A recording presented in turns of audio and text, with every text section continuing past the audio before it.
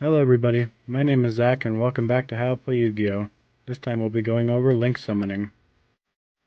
A link monster is identified by a blue border, and you might think it's a ritual monster, but it's not, as they're very different. For one, link monsters have no level or rating. Number two, they don't have any defense. They can't switch to defense whatsoever, but instead they have a link arrow of 3. And lastly, they have link markers, which we'll be going over that soon. So how do you link summon? Well, you look at Honeybot, for example, and it requires 2 Cybers monsters.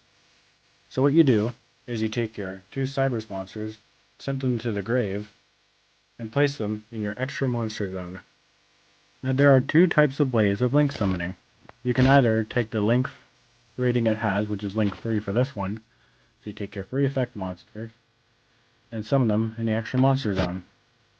Now there is another way.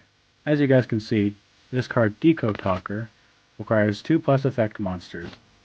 So what you're going to do is you're going to look at your Honeybot, for example, which is a link rating of 2. So you take your link 2 plus 1 effect monster, that equals 3, and now you get your link 3 monster. Just be sure to read the card first before you can do that kind of summoning. You can also use tokens and trap monsters in order to link summon. Just be sure to read the card first. If it says effect monsters, tokens won't work, and some trap monsters won't work. However, if they say normal monsters or just monsters in general for their requirement to link summon, you're good to go, mate. Now let's take a look at those link arrows we were talking about earlier.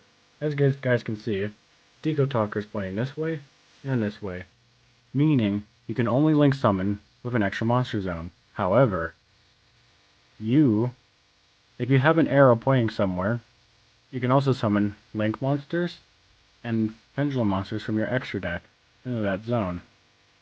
What's cool about this is that if you have a link monster in your monster zone, and you have a link monster in your main monster zone, that main monster zone gives you more room in order to put other extra deck monsters that are link monsters or face-up pendulum monsters. So that's pretty cool. Now let's say you're trying to take control of an opponent's link monster. Basically, if they have one in their extra monster zone, you'll take control of it, however, it'll go to your main monster zone instead. And then, when you have to give it back to your opponent, it'll go to their main monster zone. So be careful about that, because you're allowing them to use their extra monster zone again. Now let's say you're going to resurrect a link monster from your grave, whether that's Monster Reborn, Dark Hole, whatever you have. Again, it'll go to your main monster zone, which allows you to get a free extra monster zone. Very cool, right? Now let's say that you're going to banish a link monster. Let's look at Farfa, Malebranche of the Burning Abyss's effect. Pretty much, it says that I can banish one monster on the field until the end of the turn. So, I can banish my link monster. However, just like controlling or resurrection, it will return to the main monster zone, giving you a free room for your extra monster zone. Before I carry on, there's just one more important thing to note, is that you can only get one extra monster zone. You cannot use the other one. That one is for your opponent. Unless you can find a way to do that, which I'll be explaining that in just a moment. Now what does it mean to be linked? Pretty much you have your link monster, and whatever it's pointing to is linked to it. And depending on the link monster, it gains its effects, depending on the monster it points to. There is also something called a co-linked. Pretty much 2 link monsters will be pointing directly at each other. And sometimes there are link monsters that have an effects where you can co-link. The last kind of linked is an extra link. Very much you take one link monster, and depending on the arrow, you can summon another link monster. And if that arrow is pointing that way, another link monster.